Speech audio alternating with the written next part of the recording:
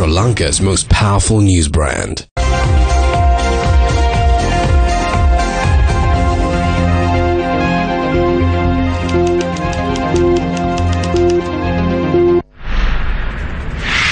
Foundation stone laid for South Asia's biggest hospital for kidney patients in Polonnaruwa. Ministry of Plantation Industries to supervise the importation of coconuts. Interim injunction preventing legal action against Gotabaya Rajapaksa extended. Minister of Sports warns that the cricket governing body will be dissolved if the sports clubs are not controlled.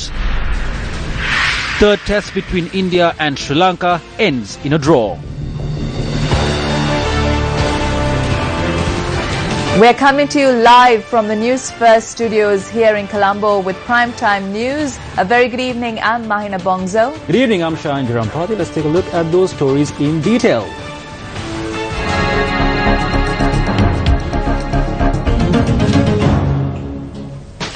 The foundation stone for South Asia's biggest hospital for kidney patients was laid by President Maithripala Sirisena today.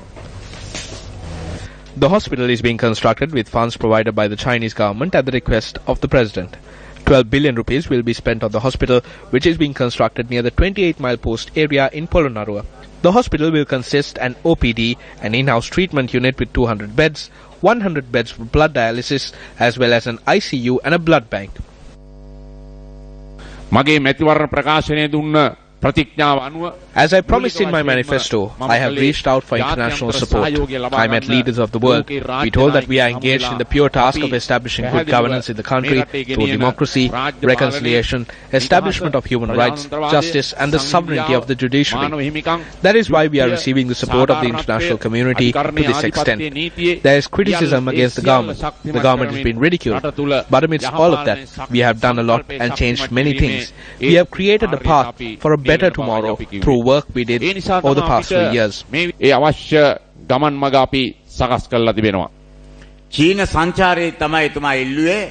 The president requested for a hospital with the best technology to treat kidney diseases when he was on a tour in China. The Chinese government granted 12 billion rupees for this hospital to be constructed. This is not a mere national hospital. There was an agreement that was signed with regard to the chronic kidney disease. There will be a laboratory that will be established on a 5.5-acre plot of land in the Peradeniya University to research on kidney-related diseases. That will be the biggest lab in Asia of this kind. Why did the president make this request? The reasons for this disease is still unknown. There are suspicions of various nature, but the precise nature is yet to be known.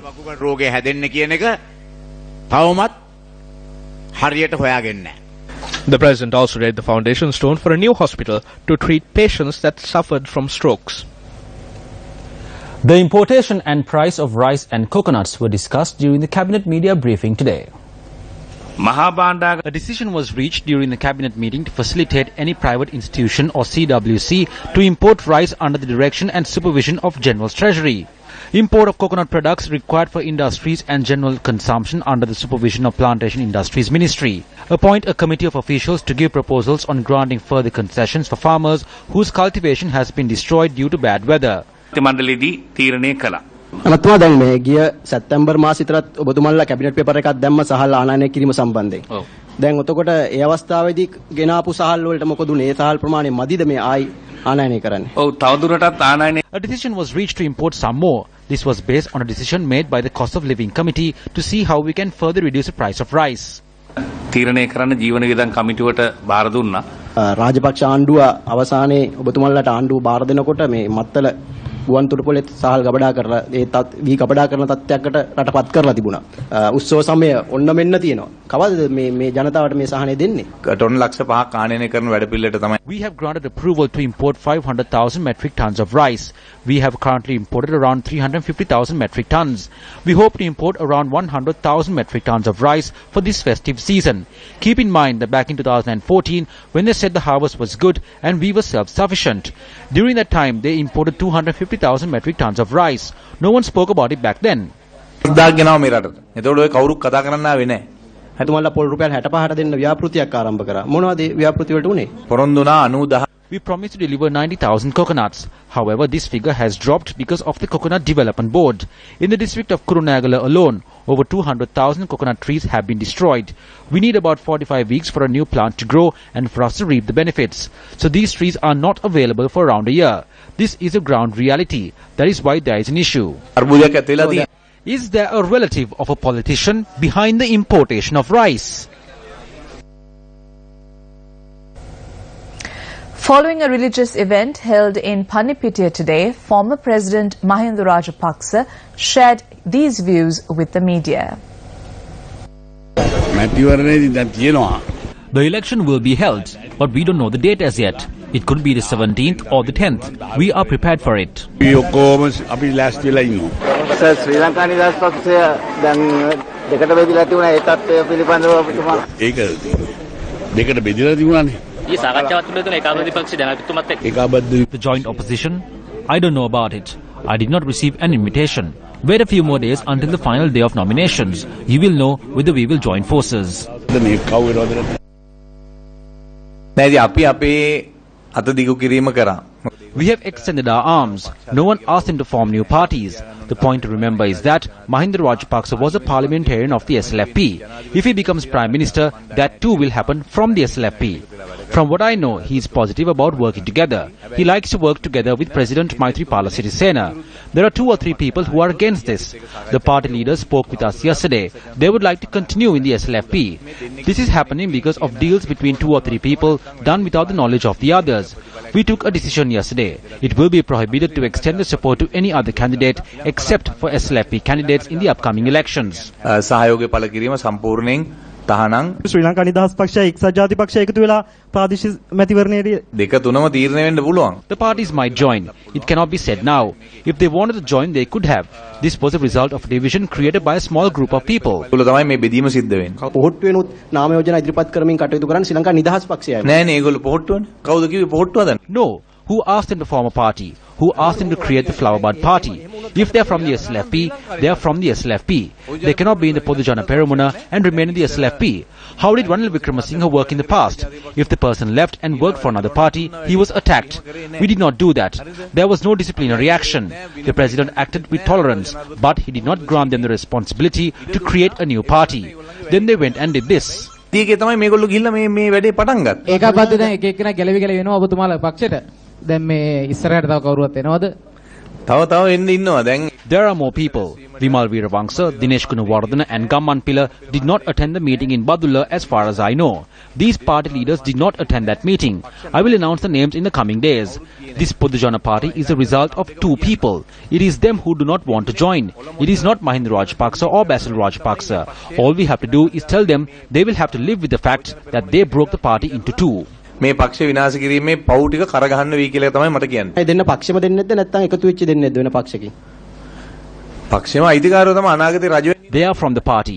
They are people who are to become enthroned in the future. They are of the opinion that if the party is divided in 2, for about 20 years they will be able to resurrect the party again after 40 years or so. Namal Rajapaksa මන්ත්‍රීතුමාට මේ අවුරුදු 20ක් එකතු කරාම අවුරුදු 50ක් වෙනවා. මම දන්නේ කීයද කියලා. මොකද I do not know. With the age change from 30 to 35 in the 19th Amendment, people had a problem with that as well. Former Mayor of Kaduvela, G.H. Buddhadasa, issued a challenge to MP Vimal Veeravangsa during a media briefing held today. Vimal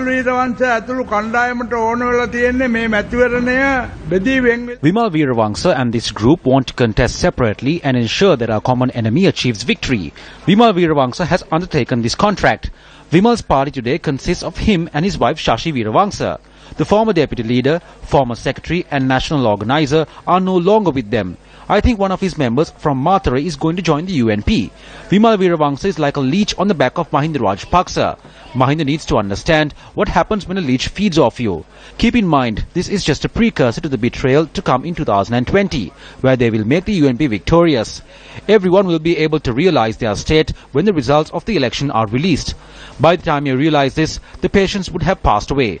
I challenge Vimal Veeravangsa to contest against me. He won't leave his parliamentary seat, so send Sashi to fight against me. A media briefing organized by the Left Centre was held in Colombo today.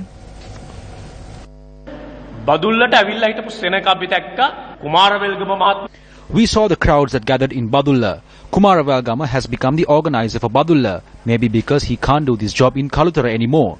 If this is the state of the crowds that are drawn to such events, then we can be sure of an SLFP victory. The people of this country worked to defeat Mahinda Rajapaksa on 2 separate occasions. Mahinda Rajapaksa is no longer a reliable horse. He is heading for his 3rd defeat. We also saw Mahinda Rajapaksa speaking about deals. He said he didn't have any deals with anyone. Mahinda Rajapaksa, Appachila, his brothers, children and relatives should be in jail. If there wasn't any deals, then they should be in jail today. That is why we state that there are deals in place. The people of this country know who the parties to the deals are. Deal gana kata karana Mahinda Rajapaksa mahata deal pappek. Mahinda Rajapaksa is the person who calls all parties in the country to break apart.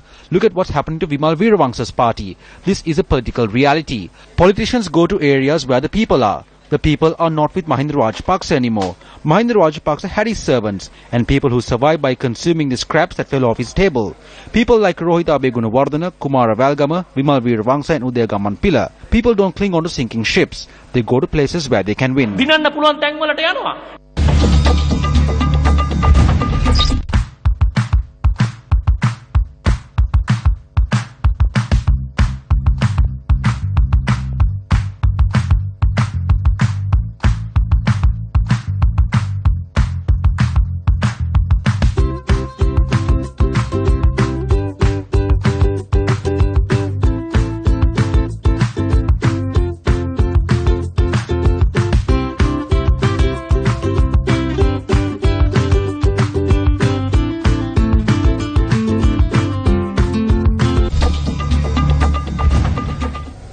The 53rd Annual Report Awards, hosted by the Institute of Chartered Accountants of Sri Lanka, was held in Colombo yesterday.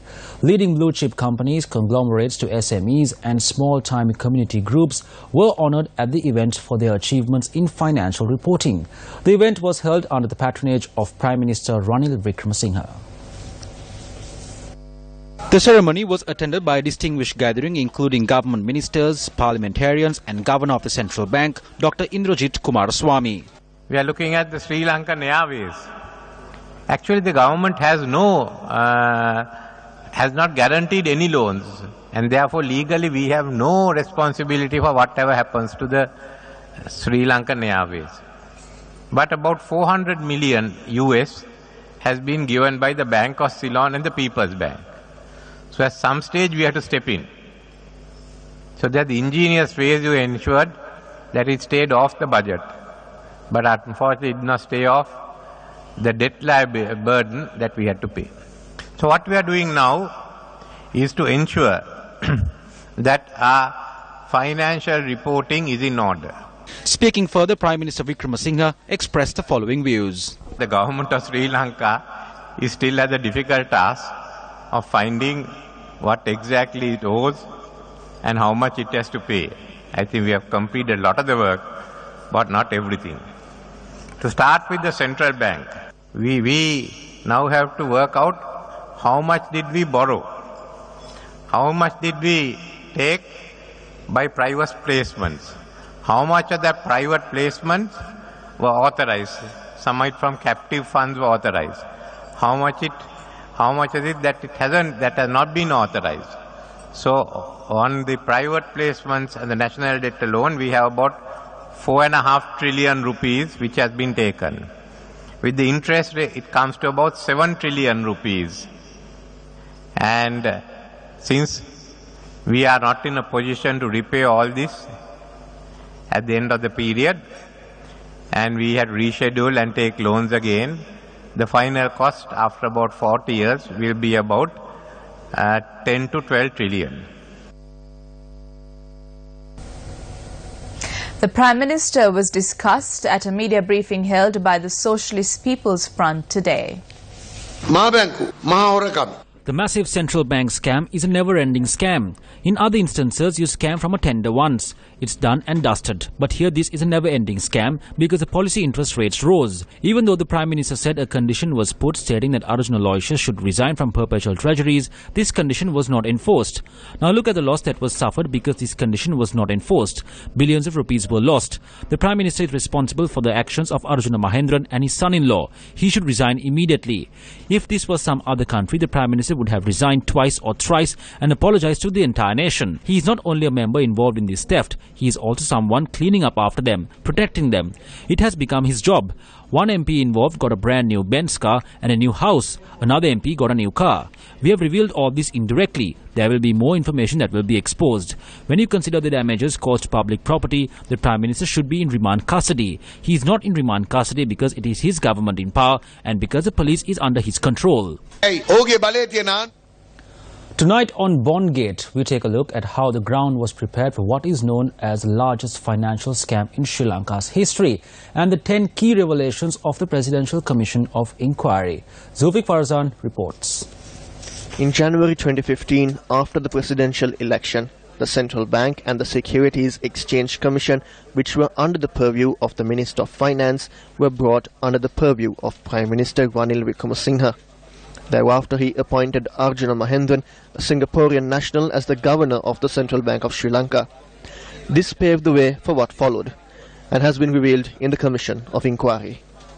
Arjuna Aloysius continued to be de facto head of PTL from January 2015 to date. This posed a conflict of interest for Arjuna Mahendran during his whole tenure as governor. It also meant Mahendran violated the assurance given to the Prime Minister that his son-in-law Aloysius would not be involved in PTL. Arjuna Mahendran interfered in decision-making process of the 27th bond auction, contrary to due process, by directing the Public Debt Department to accept 10 billion rupees in bids. Arjuna Mahendran decided to shift to full auction system without a comprehensive study and without following due process and getting approval of the Monetary Board. Arjuna Mahendran's staff allocation in the central bank resulted in the placement of Saman Kumara to the EPF, who later was involved in facilitating PTL's illegal activities. Arjuna Aloysius received inside information from the central bank and other government officials. This is clearly evident from the phone call he had with PTL CEO Kasun Palisena on the morning of the 29th March 2016 bond auction. EPF colluded with PTL, facilitating PTL in the manipulation of the market, resulting in phenomenal profits for Perpetual Treasuries Limited. PTL used other primary dealers to sell bonds at higher prices to the EPF. Walt & Rowe Associates Private Limited, a legal firm which lists Arjuna Aloysius as a director, paid the rent for former Minister Ravi Karunanayaka's Monarch Residency penthouse-style apartment. The apartment was thereafter acquired by the Karunanayaka family using a loan facility which was paid back using money belonging to Global Transportation and Logistics Chairman T.V. Lakshmikanthan. The penthouse was purchased for 165 million rupees. Former Finance Minister Ravi Karunanayaka violated an assurance to state banks in March 2016 auctions when he requested them to bid low. This caused an opportunity loss to the Bank of Ceylon, People's Bank and National Savings Bank and delivered massive profits to PTL. Arjuna Aloysius and those in Perpetual Treasuries had contact with central bank employees Saman Kumara and S. Padmanabhan, their family members and several others from various institutions. PTL created this network of dealers from several institutions for their transactions, and their informants were bribed heavily for giving market-sensitive information. Arjuna Mahendran submitted a document claiming the need of 75 billion rupees for RDA projects bearing the signature of the former finance minister. This sum has been refuted by Minister Kabir Hashim, Minister Malik Samaravikrama, the Cabinet Subcommittee minutes and all cash flow statements from the Treasury. The Deputy Secretary to the Treasury said there was never an additional funding requirement. In more local news, the Ceylon Today reported that the delayed tourism promotional drive has now been transferred to the Prime Minister's office for quick implementation. This decision was reached after the Sri Lanka Tourism Promotion Bureau has been unable to fulfill its obligation and its failure to execute the mega tourism drive. According to Ceylon Today, the Minister of Tourism and Christian Religious Affairs, John Amaratunga, has blamed the Tourism Bureau for its failure to execute the mega tourism promotional drive and inability to meet the tourist target as envisaged, highlighting that Sri Lanka would end up with slightly more than 2 million tourists this year. The Tourism Promotion Bureau planned a mega tourism promotion campaign, including a 4-month digital campaign, which was expected to get off the ground last May. However, the initiative has been delayed and the new dates for the drive are yet to be disclosed. According to available data, Sri Lanka welcomed a little over 1.7 million tourists to the country during the first 10 months, making the remaining 2 months challenging as 800,000 more tourists will be needed to reach the original target of 600,000 to achieve the minister's expectation. A report published by the Ceylon Chamber of Commerce notes that over 80% of local tourism industry leaders do not trust tourism research statistics and the country's tourism earnings figures published by the Sri Lanka Tourism Development Authority. However, the volume of tourists coming into the country is not the only key consideration. Professor Mohan Munasinghe, chair of the Presidential Committee on Sustainability, spoke to Newsfirst on BizFirst in Focus. Certainly we want to earn money from it, but we do not want to exceed the carrying capacity of the resources, okay, particularly the natural resources. So if we flood the place with tourists and we either scare away the wildlife or destroy the coral reefs, then you're destroying the basis for tourism. We should think of upmarket tourism as opposed to bulk tourism. So saying that the number of tourists went up from, X to 5X doesn't mean a thing. If these are tourists who hardly spend a few dollars and come and in their ignorance, break off coral reefs, the reefs or destroy other natural habitats, we don't want that kind of tourism. Better to have a few tourists who are spending more money here and who are more educated about sustainability.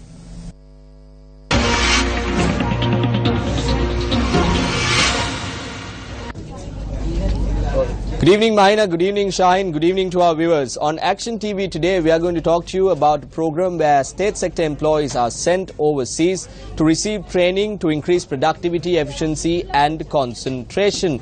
I have with me Ramesh Irga Bandara from our Newsfirst Center. Good evening to you, Ramesh, as well. Ramesh, let me draw your attention to this letter I have behind me. This letter is sent by the Sri Lanka Foundation Institute under the heading of the Sri Lanka Foundation Institute to the Secretary of the Ministry of Irrigation and Water Resource Management. Here it says the project that we are talking about, the program to send people abroad, here it says the costs that are involved, the flight tickets and the food expenses and other expenses will be covered through this program. Yeah. We also have an interesting letter here. Once again, under the heading of the Foundation Institute, here, the part where it says the expenses for the cost for the food and other expenses have been omitted, and it only says that the air ticket expenses will be covered. Yeah. Now, we also see here that this letter does not have the signature or the name of the person who has signed it, but in Sinhalese it says the program coordinator has signed this letter. Now, this raises questions because we have details to say that this letter has been forged, that this is a fake document. Ramesh, let me ask you. We see one letter saying this is what we are covering in terms of expenses, and here such expenses have been omitted out. What is happening here? According to the information that we have received, this second letter has been created by the Chief Accountant and the Chief Internal Auditor of the Ministry of Irrigation, and through this they have embezzled about 1.3 million rupees. And what is considerable is that after they embezzled this money, there was an audit query that came in to the Auditor General's Department, and they investigated this. And once the investigation was going on, these two officials paid back this money to the fund that they took it from.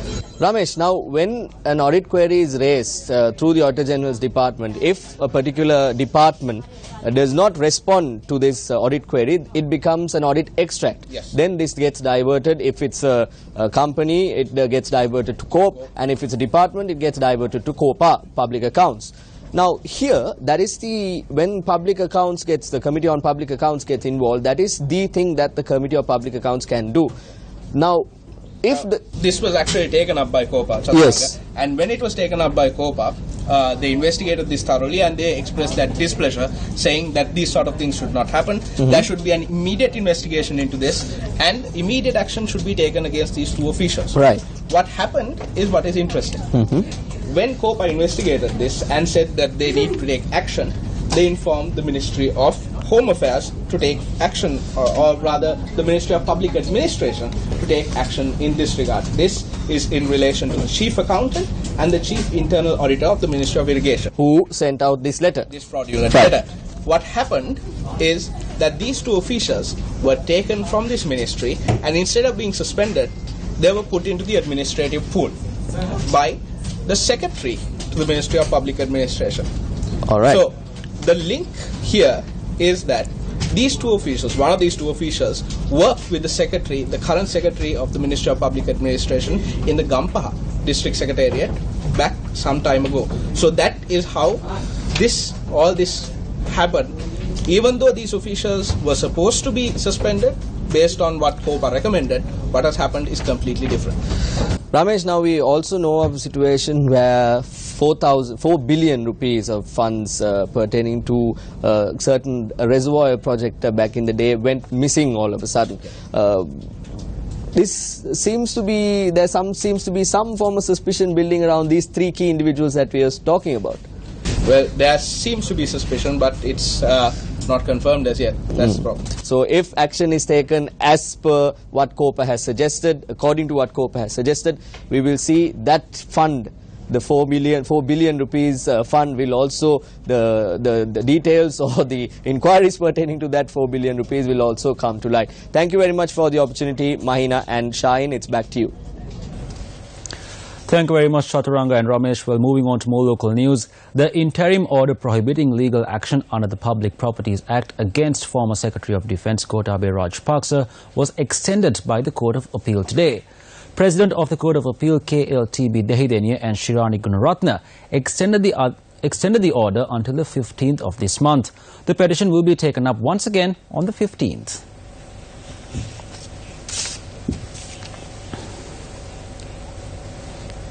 Minister of Sports Dayasiri Jayasekara had some strong words for Sri Lanka cricket during their cabinet media briefing held today. Over the past 8 years, there has been a great collapse with regard to cricket in the country. But earlier, all this was under the surface. Today, when we speak with people like Mahila and Sangha, they emphasize that we need to improve domestic cricket. Everyone is under the thumbs of these sports clubs because they need their votes. Players and officials are under their thumbs. If cricket is collapsing because of such actions, I am not ready to listen to what the clubs have to say. These clubs are misusing their influence and not letting the officials take actions. This should be freed from their control. Do not panic. I will get involved personally and get it done. It doesn't matter who the chairman is. If I can't get it done with them, I will dissolve the cricket board. I will take it to that level if I have to. The comments of the Minister of Sports will no doubt be welcomed by everyone who loves the sport. We also need to emphasize that we made these observations several weeks ago. Else for that matter. Please step down from your position. Please take family politics away from cricket. Let the professionals handle the sport. Well, December is upon us already and it's beginning to look a lot like Christmas. Newsfirst is at the Echelon Square in Colombo to mark the season, and we now cross over to Newsfirst Michaela Fernando to get the latest from the Newsfirst Christmas Zone. Thank you, Shaheen. A very good evening to all our viewers. I'm Michaela Fernando from the Newsfirst Christmas Zone. If you're looking for a way to get into the Christmas mood this season, with Christmas carols blaring through the speakers and Christmas lights as far as you can see, the Newsfirst Christmas Zone is the place to be. Yes FM and Legends have been here throughout the day conducting various Christmas activities for you to get into the festive mood, and also providing a unique opportunity for aspiring TV news anchors such as drop-in screen tests to join our Newsfirst team. So if you're looking for something different this Christmas season, do drop in at Echelon Square right opposite the iconic World Trade Center for a different experience this Christmas season. Newsfirst will be here till the 29th of December.